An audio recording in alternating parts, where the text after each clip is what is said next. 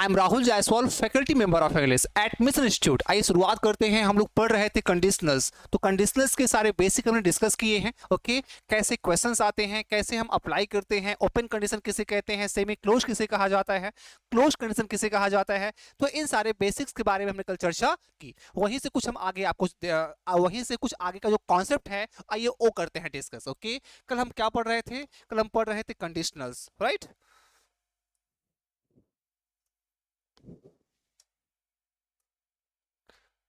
आपको पढ़ाया जा रहा था कंडीशनल्स, राइट।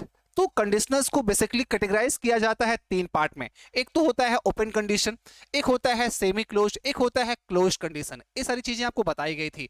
ओपन कंडीशन क्या होता है? ओपन कंडीशन में जो पार्ट बनता है कंजंक्शन से उसे बनाया जाता है प्रेजेंट इंडेफिनिट टेंस में, लेकिन जो मेन क्लॉज होता है उस मेन क्लॉज को बनाया जाता है फ्यूचर इंडेफिनिट टेंस में। फ्यूचर इंडेफिनिट टेंस में आपको पता होगा आप यूज करते हो विल या शैल का, या उसमें हम कैन का भी मे का भी यूज हम कर सकते हैं। ये आपको समझाया गया था। सेमी क्लोज के बारे में भी डिस्कस किया गया था और क्लोज कंडीशन के बारे में आपको समझाया गया था। ये कुछ और चीजें देख लेते हैं। जैसे क्लोज कंडीशन में क्या होता है, हम जो आपका इफ क्लॉज होता है, हमने आपको समझाया था कि जो भी क्लॉजेस ओके जो भी क्लॉजेस बनती हैं कंजंक्शन से उसे कहा जाता है सबऑर्डिनेट क्लॉज, और जिस क्लॉजेस में कोई कंजंक्शन नहीं होता उसे कहा जाता है मेन क्लॉज। जैसे हम कहें इफ यू हेल्प मी, एक एग्जांपल आज फिर देख लेते हैं। जैसे हम कहें if you help me, if you help me, if you help me I will help you, I will help you, if you help me I will help you. हमारा एक सेंटेंस है, यदि आप मेरी सहायता करोगे तो मैं भी आपकी सहायता करूंगा। ये हमारा सेंटेंस है। अब देखिए यहां पे हमने क्या किया है, ये जो कंजंक्शन की सहायता से बना है, ओके जो कंजंक्शन की सहायता से बनते हैं उसे कहा जाता है उसे कहा जाता है सबऑर्डिनेट क्लॉज,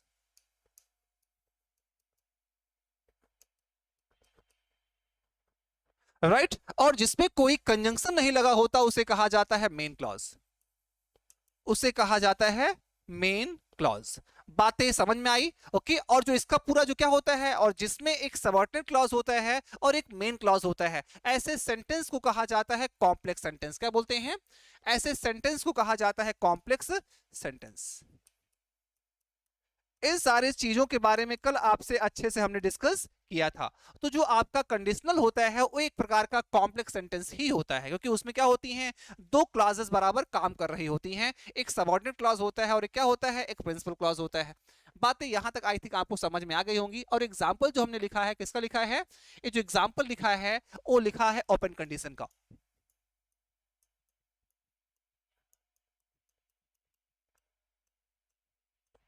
वो लिखा हुआ है किसका? वो लिखा हुआ है बेटा ओपन कंडीशन का। बातें आई थिंक आपको समझ में आ रही होंगी। ओके, तो इन सब चीजों के बारे में कल हमने डिस्कस किया था। देखो कभी कभी क्या होता है कि आपके कंडीशनल से जो क्वेश्चंस आते हैं वो ऐसे सिंपल टाइप पे बेस्ड नहीं होते, वो इन्वर्टेड फॉर्म में होते हैं। अब कैसे होते हैं आइए उसे भी देख लेते हैं। जैसे कल हम डिस्कस किए थे क्लोज कंडीशन को, तो क्लोज कंडीशन में हमने आपको बताया था कि जो मेन क्लॉज होता है उसको सही, जो सबऑर्डिनेट क्लॉज होता है उसे लिखा जाता है, हम लिखते हैं पास्ट परफेक्ट टेंस में, या हम और आसान भाषा में आपको समझाएं, जो इफ वाला सेंटेंस होता है उसे लिखा जाता है पास्ट परफेक्ट टेंस में, और जो मेन क्लॉज होता है उसे लिखा जाता है वुड हैव के साथ, वहां पे हम थर्ड फॉर्म लगाते हैं। एग्जांपल देख लेते हैं।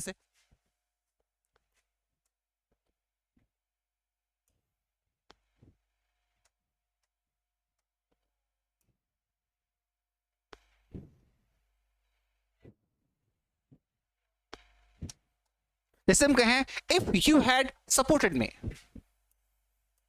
If had supported me, if you had supported me I would have supported you। बातें क्या लिखी हुई है, if you had supported me I would have supported you. इसका मतलब क्या है, यदि तुमने मेरी सहायता की होती तो मैं भी आपकी सहायता करता। इसका अंडरस्टूड मीनिंग क्या है कि आपने मेरी सहायता नहीं की और ना ही मैंने आपकी सहायता की। इसका ए क्या है, इसका ए इनहेरेंट मीनिंग है, इसका अंतर्निहित ए मीनिंग है। फिर भी सेंटेंस का मीनिंग क्या है, जो लिटरली लिखा है उसका ए मतलब है कि यदि आपने मेरी सहायता की होती तो मैं भी आपकी सहायता करता। ए आपका क्या है, एग्जाम्पल है किसका, एग्जाम्पल है क्लोज कंडीशन का।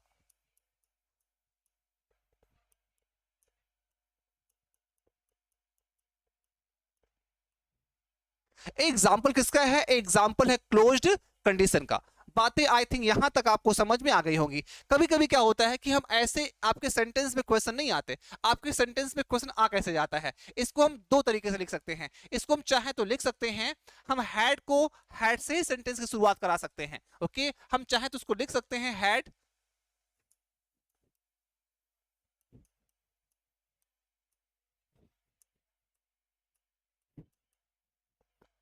Had you supported me, I would have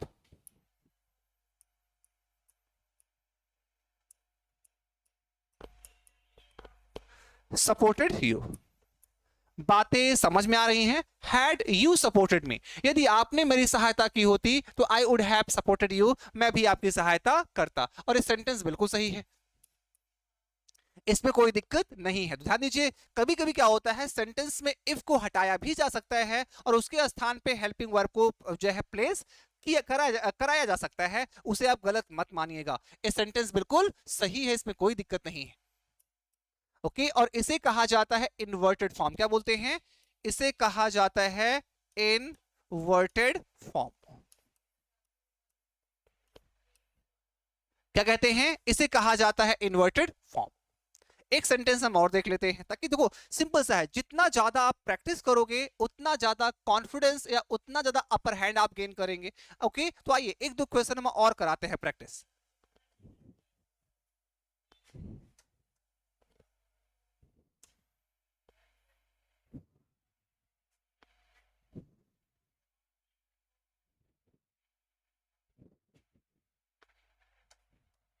समझते हैं, if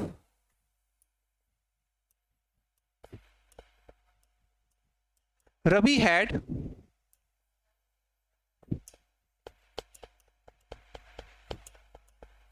if Ravi had attended the class regularly,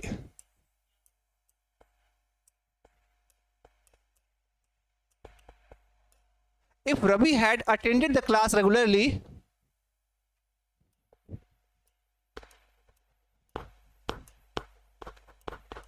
he would have secured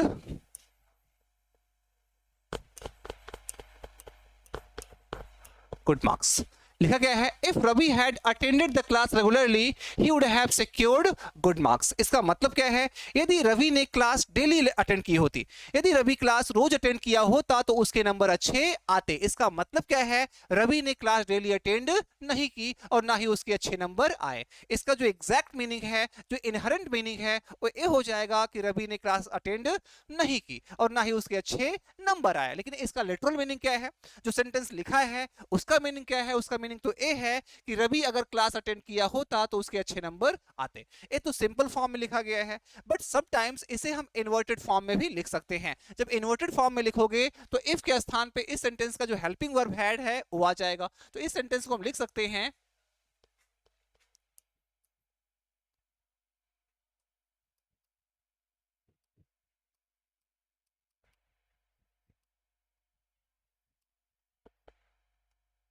had Ravi attended the class regularly, had Ravi attended the class regularly,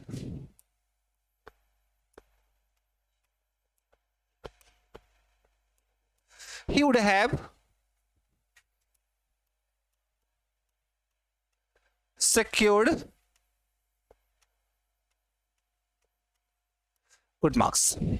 Had Ravi attended the class regularly, he would have secured good marks. और sentence में कोई दिक्कत नहीं है, ये भी आपका सही है और ये भी आपका सही है। ओके, बस इसे कहा जाता है क्या, इसे कहा जाता है इन्वर्टेड फॉर्म।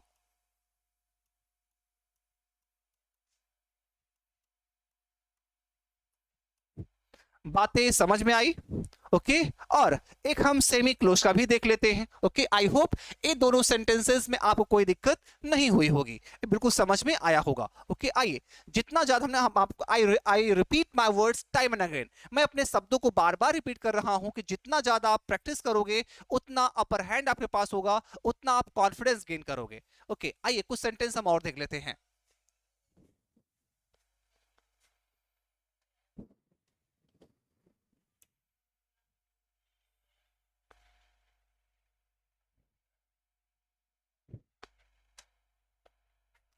आपसे क्या कहा जाता है कि जो सेमी क्लोज होता है वहां पे हाइपोथेटिकल एक्शंस के बारे में डिस्कस किया जाता है। हाइपोथेटिकल एक्शंस क्या होता है, जिसे हम कहें यदि तुम्हारे पास कार होती तो तुम मुझे स्टेशन तक छोड़ देते। इसका मतलब क्या है, तुम्हारे पास कार नहीं है और तुम मुझे स्टेशन तक नहीं छोड़ सकते। अगर मैं कहूं या अगर मैं कहूँ if I were a bird, अगर मैं पक्षी होता तो उड़कर तुम्हारे पास चला आता, या यदि मैं क्या होता, मिलेनियर होता, ओके तो क्या खरीदता, तो कार खरीद लेता। देखो इसमें कहें I if I were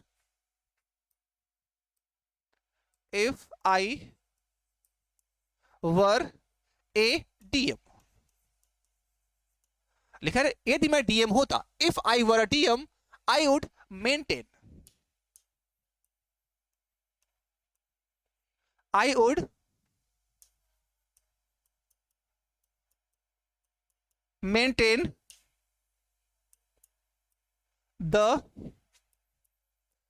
law and order of the city. If I were a DM, I would maintain the law and order of the city. यदि मैं डीएम होता तो शहर के लॉ एंड ऑर्डर को मेंटेन कर देता। बट दिक्कत इस बात की है, ये सेंटेंस क्या है, हाइपोथेटिकल है। इस सेंटेंस में रियलिटी नहीं है भाई, आप केवल ऐसा इमेजिन कर रहे हो, बशर्ते आप डीएम नहीं हो। ये इसका फैक्चुअल मीनिंग है। लेकिन हम इसी सेंटेंस को हम इन्वर्टेड फॉर्म में भी लिख सकते हैं। हम लिख सकते हैं वर आई अ डीएम, हम लिख सकते हैं were I a DM, were I a DM I would maintain the law and order of the city, right? If were I a DM, I would maintain the law and order of the city. अब दोनों sentence में कोई difference नहीं है, जो मतलब इसका है, जो मतलब इसका है सेम वही मीनिंग किसका है, इसका भी है। ओके आई होप सारी चीजें आपको समझ में आ रही होंगी। आइए एक क्वेश्चन नंबर और डिस्कस कर लेते हैं। जैसे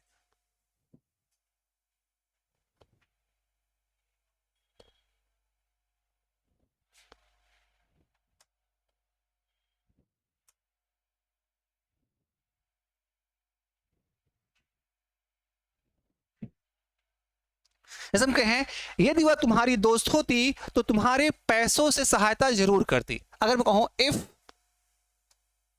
सी वर,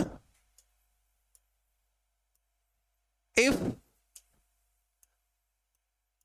सी were your friend,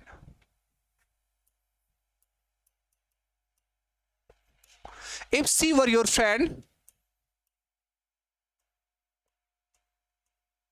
she would help you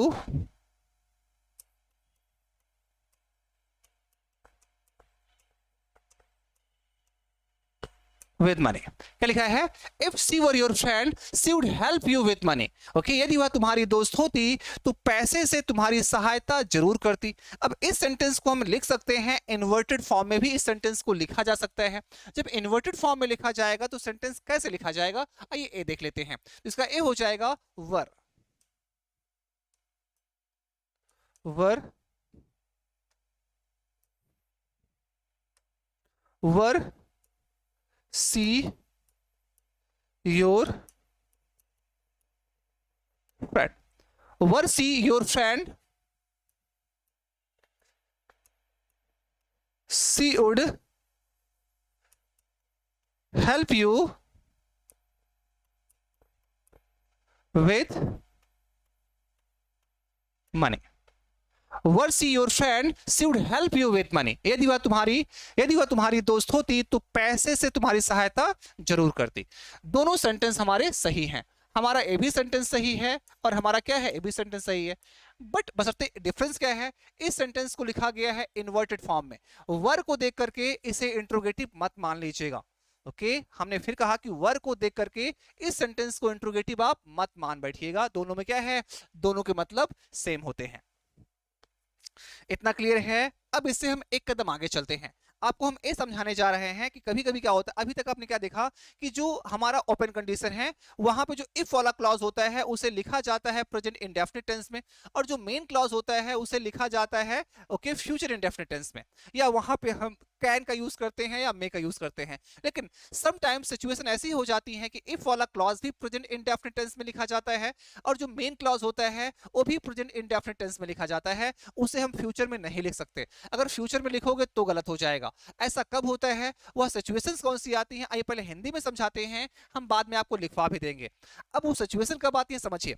अगर हमारे सेंटेंस में कोई फैक्चुअल स्टेटमेंट है, ऐसी बातें बताई जा रही हैं जो फैक्ट है, जो सत्य है, ओके जो होंगी ही होंगी, वहां पर जो मेन सेंटेंस होगा वो भी लिखा जाएगा प्रेजेंट इंडेफिनिट टेंस में, और जो आपका सबऑर्डिनेट क्लॉज होगा, आई मीन जो कंजंक्शन वाला क्लॉज होगा, उसे भी लिखा जाएगा प्रेजेंट इंडेफिनिट टेंस में। हम कहें यदि पानी को 100 डिग्री पे उबाला जाए, यदि पानी को 100 डिग्री पे उबाला जाए तो पानी वाष्प बन जाता है। ये फैक्ट है भाई, इस साइंटिफिकली प्रूवन एक्स। अगर पानी को 100 डिग्री पे आप बॉईल करेंगे तो पानी क्या बन जाएगा, वेपर बन जाएगा, पानी इवेपोरेट हो जाएगा। ओके पानी क्या हो जाएगा भाई, वाष्प बन जाएगा ना। तो ये फैक्ट होते हैं। यहां पर आप चाह कर भी फ्यूचर इंडेफिनिट टेंस में टेंस को नहीं लिख सकते। राइट बातें समझ में आई। ओके आइए पहले इसको हम इसके कॉन्सेप्ट को लिख देते हैं, बाद में आपको एग्जांपल से समझा भी देते हैं।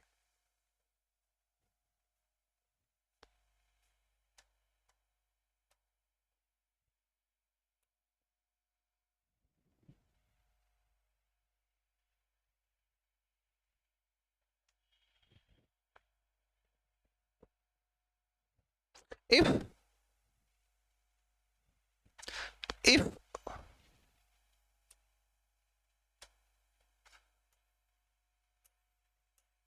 if a fact is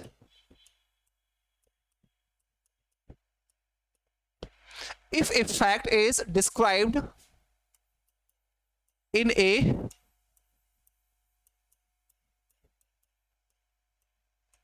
conditional sentence, if a fact is described in a conditional sentence, बातें समझ में आ रही हैं। both the clauses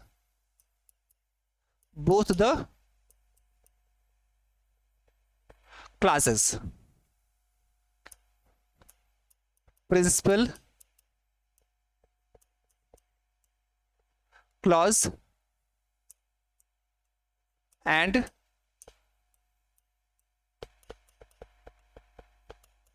subordinate clause, principal clause and subordinate clause, okay, are made in present indefinite tense,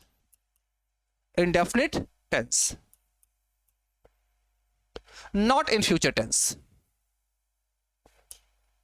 not in future tense। बातें समझ में आ रही हैं। इफ अ फैक्ट इज, इसको एक बार फिर समझ लेते हैं। If a fact is described in a conditional sentence, both the clauses, principal clause and subordinate clause are made in present indefinite tense, not in future tense। okay? इसको हिंदी में आपको समझाया गया है, एक बार फिर समझा देते हैं। अगर आपके कंडीशनल सेंटेंस से किसी फैक्ट को एक्सप्रेस किया जा रहा हो तो वहां पर दोनों क्लॉजेस, चाहे प्रिंसिपल क्लॉज हो चाहे मेन क्लॉज हो, उसे सिंपली प्रेजेंट इंडेफिनिट टेंस में बनाया जाता है। वहां पर जो मेन क्लॉज होता है वहां पे फ्यूचर कोई रोल नहीं होता। एग्जाम्पल देख लेते हैं।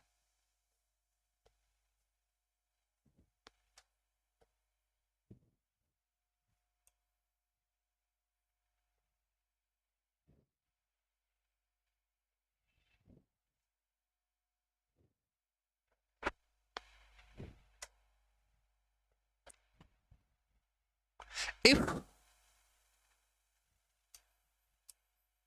if water is boiled, okay, if water is boiled at 100 degree Celsius, if water is boiled at 100 degree Celsius, it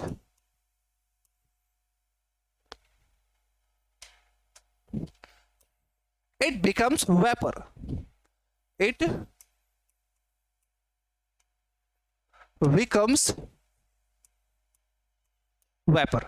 बातें समझ में आई? If water is boiled at 100 degree Celsius it becomes vapour. यदि पानी को 100 डिग्री सेल्सियस में उबाला जाए तो पानी क्या बन जाता है? पानी वाष्प बन जाता है. अब यहां पे देखिए, इसे भी लिखा गया है प्रेजेंट इंडेफिनिट टेंस में, इसे भी लिखा गया है प्रेजेंट इंडेफिनिट टेंस में, और इसे भी लिखा गया है प्रेजेंट इंडेफिनिट टेंस में.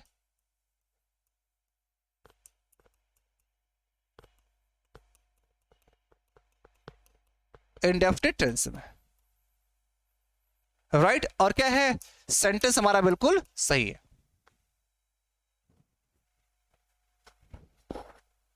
बातें समझ में आ रही हैं? तो दोनों टेंसेस को आप किस में लिखोगे? दोनों टेंसेस को प्रेजेंट इंडेफिनिट टेंस में ही लिखा जाएगा, वहां पे फ्यूचर कोई रोल नहीं होता. ऐसे कब होता है? जब हमारे सेंटेंस में कोई फैक्ट मेंशन दिया रहता है, राइट. एक आध दो सेंटेंस हम और देख लेते हैं. जैसे हम कहें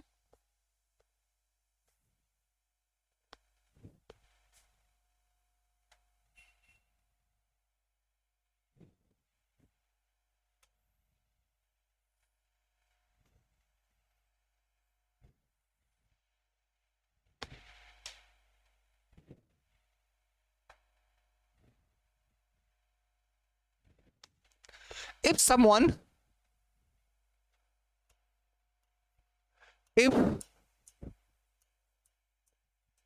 someone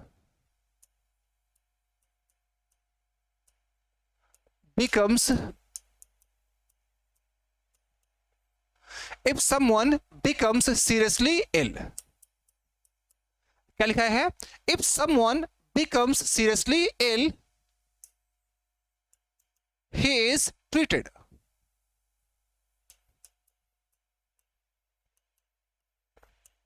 In hospitals.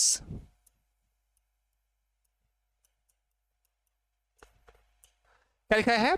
If someone becomes seriously ill, he is treated in hospitals. इसका मतलब क्या है? यदि कोई गंभीर रूप से बीमार हो जाता है तो उसका इलाज अस्पताल में ही किया जाता है. तो इस सेंटेंस का एक फैक्ट है, यहाँ पे दोनों प्रेजेंट इंडेफिनिट टेंस में लिखा गया है. ए वाला सेंटेंस भी प्रेजेंट इंडेफिनिट टेंस में है और ए भी सेंटेंस प्रेजेंट इंडेफिनिट टेंस में है, और सेंटेंस क्या है? बिल्कुल सही है. बातें समझ में आ रही हैं? ओके, चलिए आइए कुछ और कॉन्सेप्ट है वो समझ लेते हैं. अब देखिए, आइए समझ लेते हैं अनलेस वर्सेस अनटिल का. कभी कभी इनके बेसिस पे भी एग्जाम में सवाल आ जाते हैं. अनटिल और अनलेस का जो अंतर होता है आइए समझ लेते हैं. अनलेस भी नेगेटिव है और अनटिल भी नेगेटिव है. दोनों नेगेटिव है, लेकिन दोनों में दोनों के जो कॉन्टेक्स्ट होता है वो अलग अलग होते हैं. आइए समझते हैं अनलेस वर्सेस अनटिल.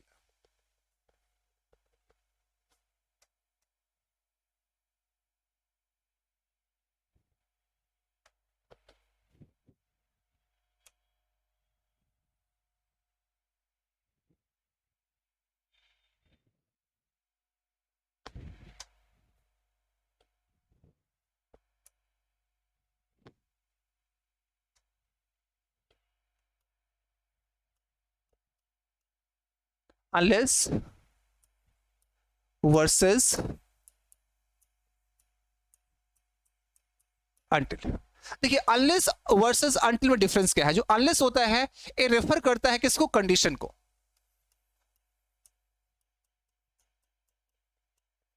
अनलेस क्या करता है? एक कंडीशन को रेफर करता है. अनटिल ये रेफर करता है टाइम को. अनलेस कंडीशन को बताता है, जो अनटिल होता है वो टाइम को रेफर करता है. कुछ और डिफरेंस है. अनलेस का मतलब क्या होता है? ए भी निगेटिव होता है और ए भी क्या होता है, ए भी निगेटिव होता है। ए बात कॉमन होती है,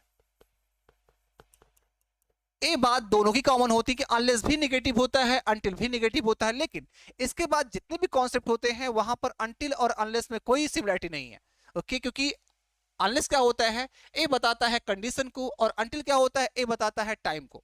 अनलेस बराबर होता है इफ नॉट,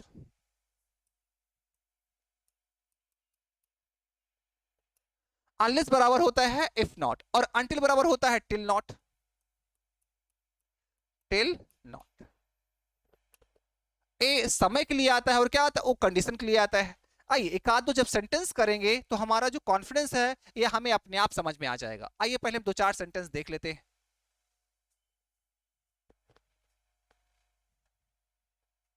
और जितना भी आपको पढ़ाया जा रहा है, आपको समझाया जा रहा है, बढ़िया कॉपी पेन से इसको क्या करिए, आप इसको नोट डाउन करते चलिए, क्योंकि एग्जाम में इनसे आपको बहुत हेल्प मिलने वाली है। और हाँ, जितना भी आपको पढ़ाया जा रहा है आपके एग्जाम में इनसे बाहर कोई क्वेश्चंस नहीं आएंगे, सारे क्वेश्चंस इससे आपके सॉल्व हो जाएंगे, बशर्ते अगर आप हमारी वीडियोस को बराबर देख रहे हैं, उसको रिवाइज कर रहे हैं, तो कभी भी एग्जाम में जो एसएससी में क्वेश्चंस आते हैं उससे बाहर नहीं आएगा। ठीक है, आइए कुछ एग्जाम्पल देख लेते हैं अनलेस और अनटिल के।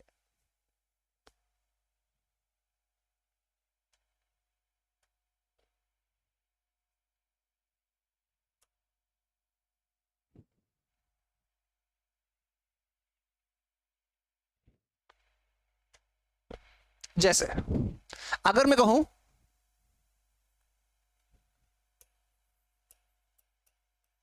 unless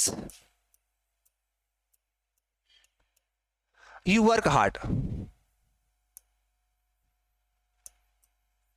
unless you work hard you will not succeed in life।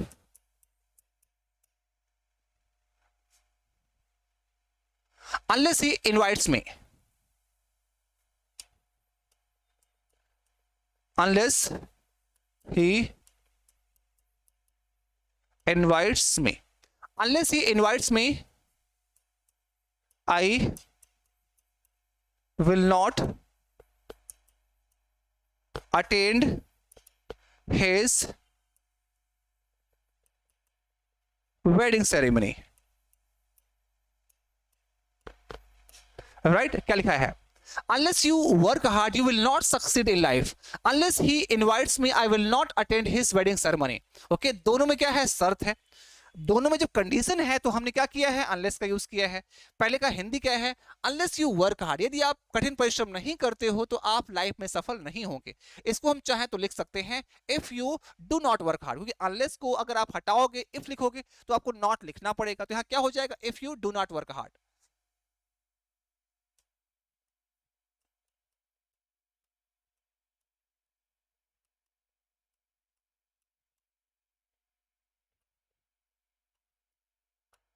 If you do not work hard, you will not succeed in life। बातें समझ में आ रही हैं? या if he does not invite me, if he does not invite me, if he does not invite me I will not attend his wedding ceremony। I will not attend his wedding ceremony। बातें समझ में आ रही हैं? दोनों sentence आपके बिल्कुल सही हैं। आपने unless को हटाया और यहाँ पे if not लिख दिया, क्योंकि unless बराबर क्या होता है, if not ही होता है। तो क्या हो, ए बिल्कुल नेगेटिव होता है। बातें समझ में आई? आइए कुछ until के एग्जाम्पल देख लेते हैं। ओके, आइए कुछ क्या करते हैं, हम अंटिल के एग्जांपल्स देख लेते हैं। और हाँ, ये वीडियो बिल्कुल आपके रिलेवेंट है, आपके एग्जाम के लायक है भाई। ओके, तो वीडियो को आप पूरा देखा करिए और चीजों को आप शेयर करिए। अगर क्लासेस वास्तव में आपका क्लासेस से आकर वास्तव में आपका भला हो रहा है तो आप ज्ञान को भाई आप क्या करिए, आप खुद भी पढ़िए, इसको सर्कुलेट भी करिए भाई, कि आपका भी भला हो और आपके जो मित्रगण हो उनका भी भला हो। ठीक है, चलिए आइए कुछ एग्जांपल्स हम किसका देखते हैं, अंटिल का भी देख लेते हैं।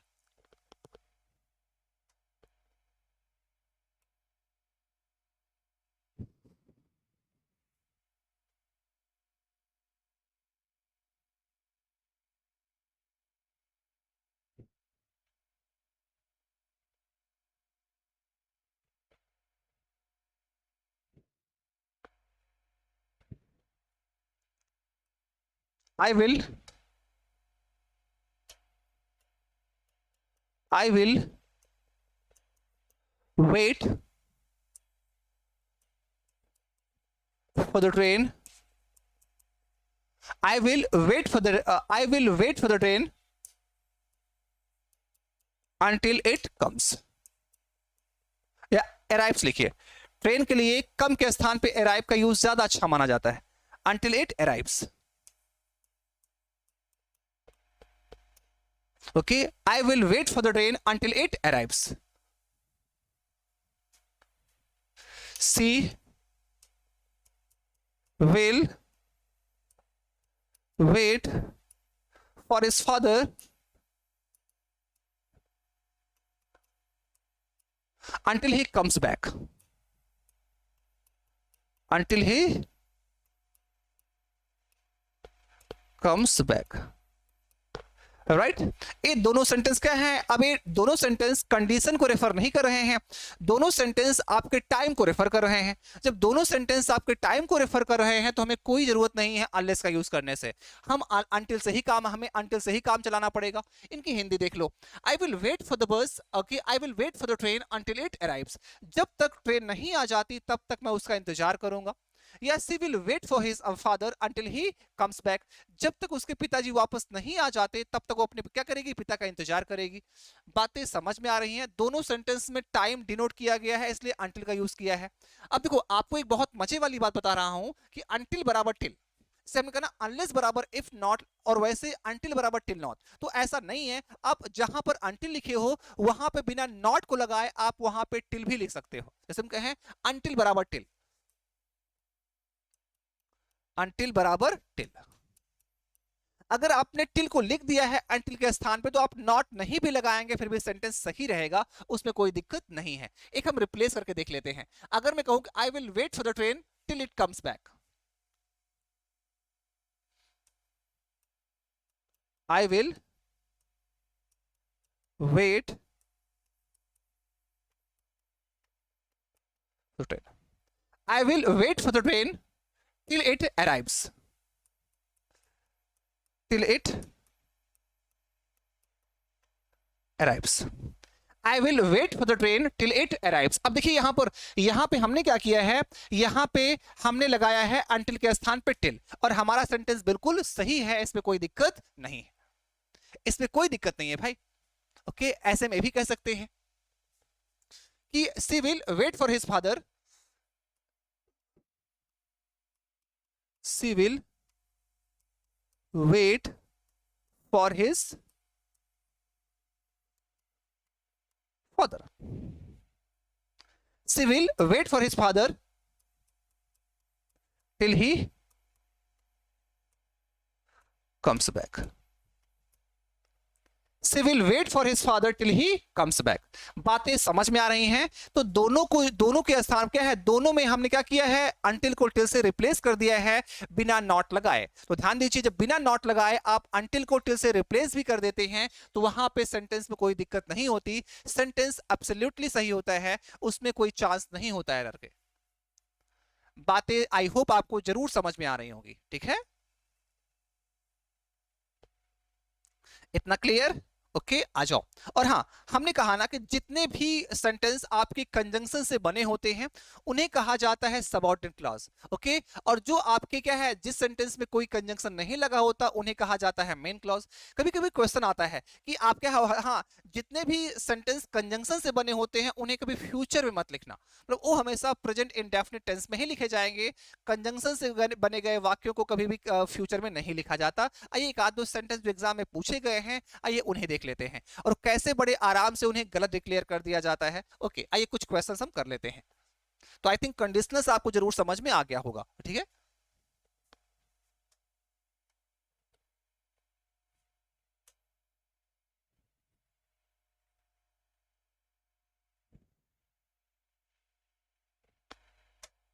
जैसे अगर मैं कहूं चिंता मत करिए, वो जैसे ही मेरे पास आएगा मैं आपको इन्फॉर्म करूंगा। ओके, हम कहें डोंट वरी,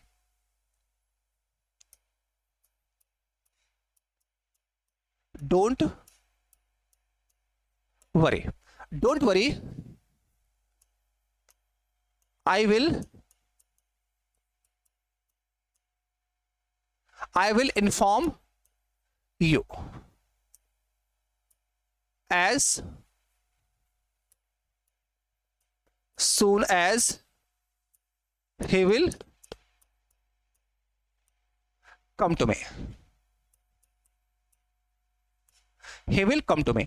ए पार्ट है, ए बी पार्ट है, ए सी पार्ट है, आखिरी क्या हो जाएगा? आखिरी हो जाएगा नो एरर। सेंटेंस क्या है? Don't worry, I will inform you as soon as he will come to me. चिंता मत करिए, वो जैसे ही मेरे पास आता है मैं आपको इन्फॉर्म करूंगा। ओके, तो यहां पे देखिए, यहां पे सेंटेंस हमारा गलत है। अब गलत क्या है? यहां पे एज सुन एज किससे बना है? एज सुन एज बेटा बना है कंजंक्शन से, और हमने कहा कि अगर कोई भी सेंटेंस कंजंक्शन से बनता है तो उसे कभी भी आप फ्यूचर में नहीं लिख सकते, उसे हमेशा आप लिखेंगे प्रेजेंट इंडेफिनिट टेंस में। तो सेंटेंस सही कैसे होगा, आइए देख लेते हैं। ये सही हो जाएगा डोंट वरी।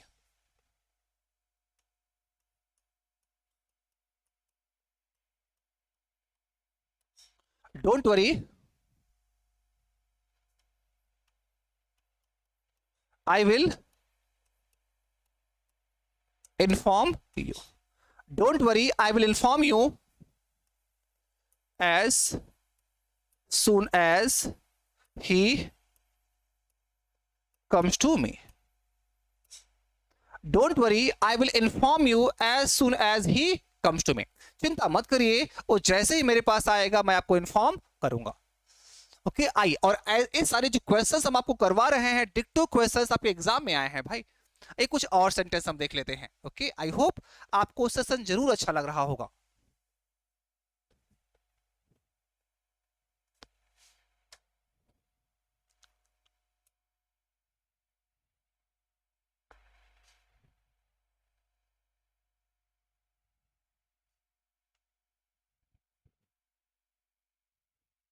जैसे अगर हम कहें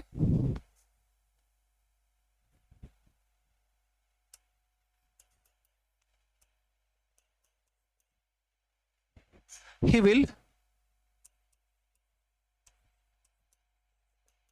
complete,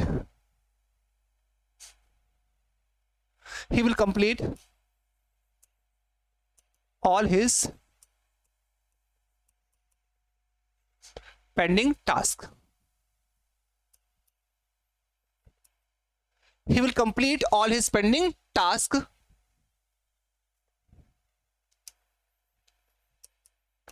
after he will make food। क्या लिखा है? he will complete all his pending task after he will complete, he will make food। अब यहां पे देखिए, A part, B part, C part, आखिरी क्या है? नो एरर है।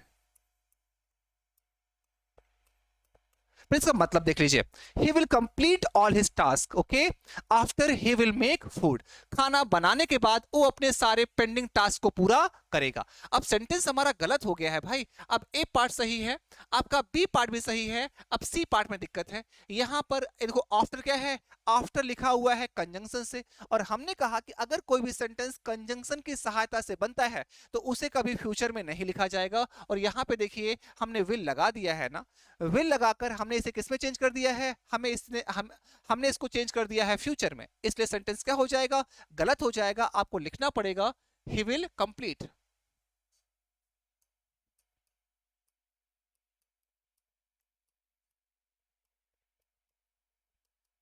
he will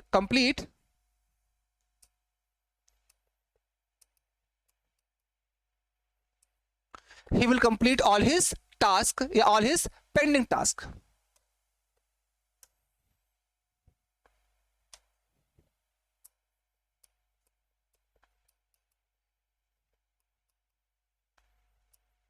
he will complete all his pending task after he makes, लिखा है ना, he will complete all his pending task after he makes food. हमारा sentence क्या हो गया, सही हो गया। तो हमें ये भी ध्यान देना है कि कोई भी सेंटेंस अगर कंजंक्शन की सहायता से बनता है तो उसे कभी भी हम फ्यूचर में नहीं लिख सकते, उसे हमेशा प्रेजेंट इंडेफिनिट टेंस में ही लिखा जाएगा। ओके, आइए कुछ और सेंटेंस हम देखते हैं।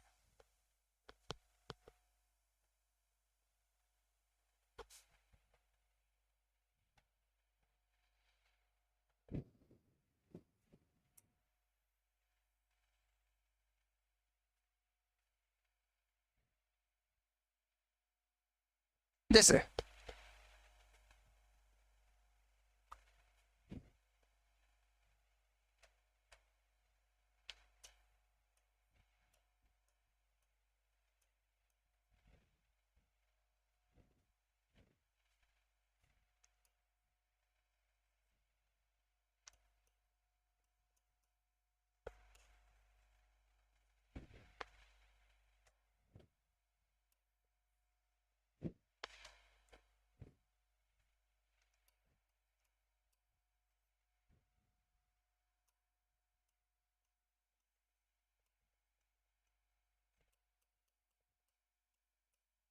If Suman had told me about it, लिखा है ना, if Suman had told me about it.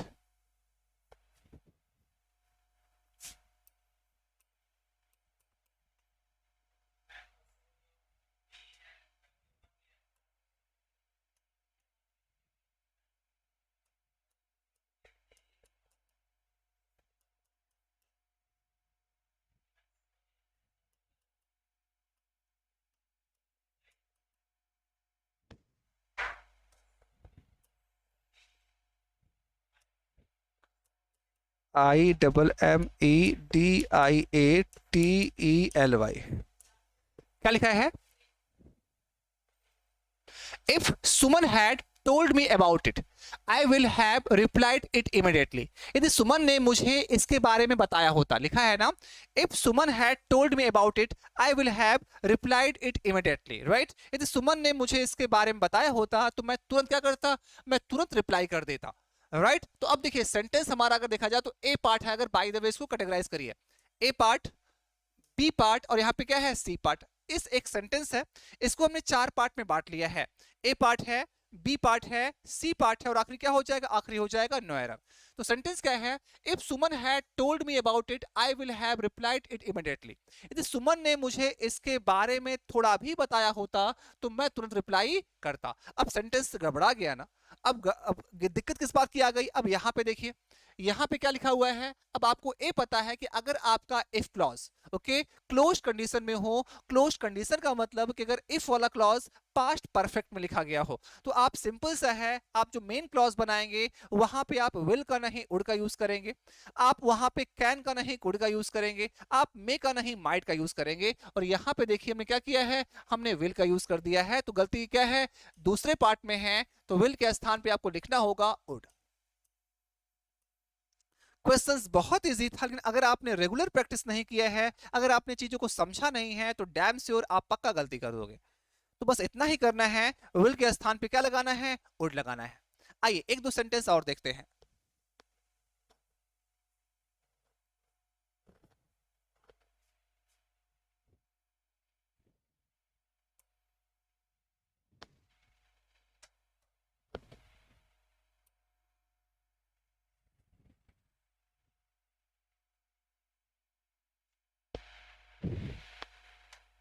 जैसे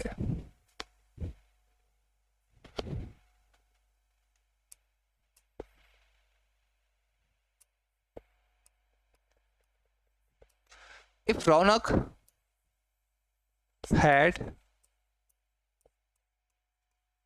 worked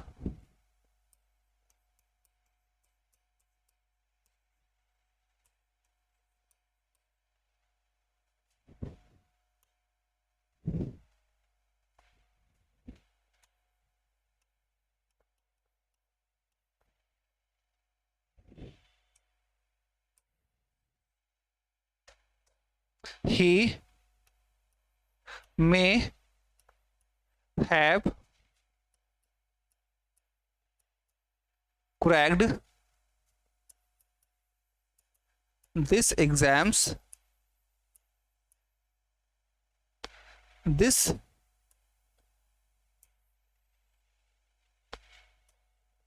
exam with good marks। क्या लिखा हुआ है? If Raunak had worked a little harder he may have cracked this exam with good marks. इसका मतलब क्या है? यदि रौनक ने थोड़ी भी पढ़ाई की होती, यदि रौनक ने थोड़ी भी पढ़ाई की होती तो इस एग्जाम को वो अच्छे नंबरों से निकाल सकता था। ओके, या शायद उसके एग्जाम अच्छे नंबरों से निकल जाता यदि रौनक ने थोड़ी भी पढ़ाई की होती। आइए अपने सेंटेंस को देख लेते हैं। हमने कहा था ना कि अगर इफ क्लॉज आपका किस में हो, इफ क्लॉज अगर आपका पास्ट परफेक्ट टेंस में हो तो बड़ा सिंपल तरीका है, हम कभी भी वहां पर जो मेन क्लॉज होता है वहां पे हम विल का यूज नहीं करते, वहां पे हम कैन का यूज नहीं करते और वहां पे हम मे का यूज नहीं करते। इनको रिप्लेस कैसे किया जाता है, पहले इसको हम बांट देते हैं। ए पार्ट है, एक क्या है बी पार्ट है और एक क्या है सी पार्ट है, और यहां क्या है आखिरी हो जाएगा नो एरर। आप सेंटेंस का मतलब भी समझे हैं ना कि if Raunak had worked a little harder, यदि रौनक ने थोड़ा भी परिश्रम किया होता तो उसके जो एग्जाम है वो अच्छे नंबरों से निकल गए होते। तो यहाँ पे आपने देखा है कि जो आपका मेन क्लॉज है, वो जो मेन क्लॉज है वो किस में लिखा गया है? वो पास्ट परफेक्ट में लिखा गया है। जब पास्ट परफेक्ट में लिखा गया है तो आपकी जो कंडीशन है वो ना तो ओपन होगी और ना ही सेमी क्लोज होगी, वो किस में होगी? वो हो जाएगी क्लोज्ड कंडीशन में, वो हो जाएगी क्लोज्ड कंडीशन में। क्लोज कंडीशन के बारे में तो आपको बड़े अच्छे से बताया गया है ना। क्लोज कंडीशन के बारे में आपको ये बताया गया है कि अगर आपका उसमें क्या होता है, इफ क्लॉज आपका पास्ट परफेक्ट में होता है और जो मेन क्लॉज होता है, मेन क्लॉज लिखा जाता है माइट हैव के साथ वर्ब की थर्ड फॉर्म, वुड हैव के साथ वर्ब की थर्ड फॉर्म या कुड हैव के साथ वर्ब की थर्ड फॉर्म। तो हमें यहाँ पे ज्यादा कुछ नहीं करना है, हमें बस इतना ही करना है कि यहाँ पर हम क्या करेंगे, मे के स्थान पे क्या लगा देंगे? मे के स्थान पे यूज कर दिया जाएगा माइट का। हम चाह के भी ना तो यहाँ पे मे लिख सकते हैं, ना यहाँ पे कैन लिख सकते हैं और ना यहाँ पे विल और शैल लिख सकते हैं।